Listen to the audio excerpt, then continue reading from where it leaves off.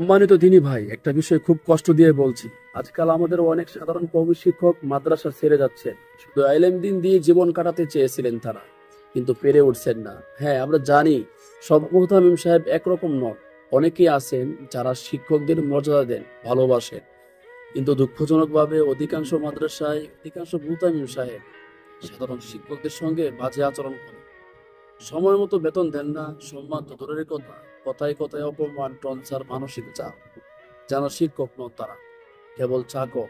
ভাই, এইভাবে আর কতদিন? যে মানুষটা ছাত্রদের এলেম শিখায়, তার জীবন যদি অভাব আর অবহেলায় ডুবে যায়, তাহলে সেই এলেমই একদিন বিলীন হয়ে যাবে। তাই তো অনেকে আজ পেট চালাতে গিয়ে দোকান খুলছেন, রিক্সা চালাচ্ছেন, কেউ সিকিউরিটি গার্ড, কেউ চাওয়ালা হয়ে যাচ্ছে, শুধু একটু সম্মান আর ন্যায্য বেতনের আশায়।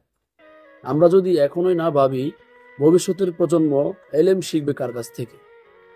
সম্মান দিন, সময় মতো বেতন দিন, হয়রানি বন্ধ করুন। সব মুহতামিমকে নয়, যারা অন্যায় করছেন তাদের থামান। শিক্ষক বাঁচলে মাদ্রাসা বাঁচবে, মাদ্রাসা বাঁচলে উম্মাহ বাঁচবে, ইনশাআল্লাহ।